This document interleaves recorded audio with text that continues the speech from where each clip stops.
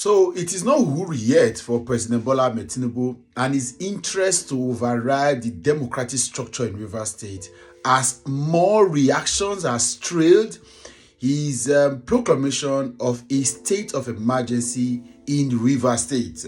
You will recall that a couple of hours ago, the president in a nationwide broadcast had declared a state of emergency in Rivers State and suspending the Governor Sim Fubara, and his deputy, Professor Ngozi Odu, as well as the State House of Assembly. However, lawyers, constitutional lawyers, and people of understanding of the scope of things have come out to criticize the president's action, and they say that it is all political. In fact, some persons believe that the president's speech a couple of hours ago reeks of political languages that seems to dance to the tune of Nyesom Wike rather than stay presidential. If you had watched the interview on Arise a couple of minutes ago, the man speaking, who is a lawyer, was disappointed that the president, for being very political in his speech, and he said the person that wrote the speech for the president has embarrassed the president. But we'll go into a bit more detail so that we make this broader, because on this platform, as much as we are pro-Nigeria, we also do a bit of education, and I'll take you through it. The Section 305 of the Nigerian Constitution, the Section 305 of the Nigerian Constitution 1999 as amended, of course, gives the president the right to proclaim a state of emergency in the federation or any part thereof. That's any state or any unit, any region. For these four reasons. Emergence of war, imminent danger of invasion, breakdown of public law and order, and request from the governor. However, the section did not give the power to the president to suspend the governor or the democratic structures. And that's where the contention is at the moment.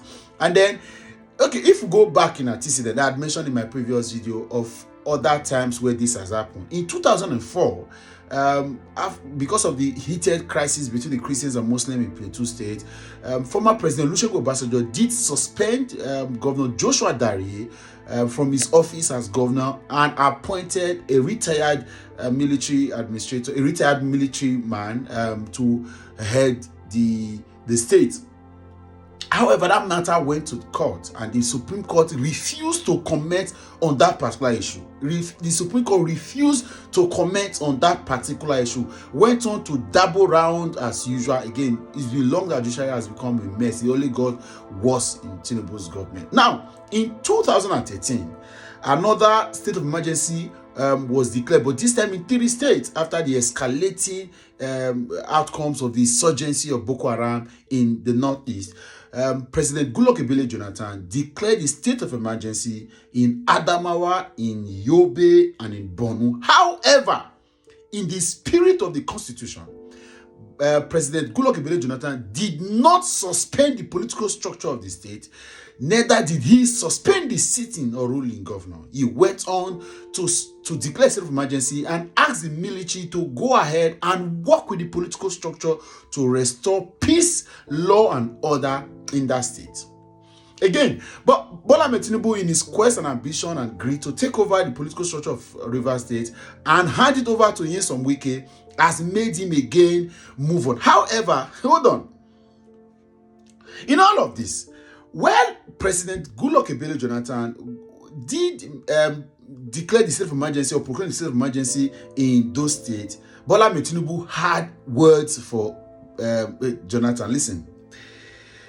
Former Lagos State Governor Bola Ahmed Tinubu has said imposition of emergency rule in 3 states is a dangerous trend in the art of governance and a deliberate ploy to subvert constitutional democracy.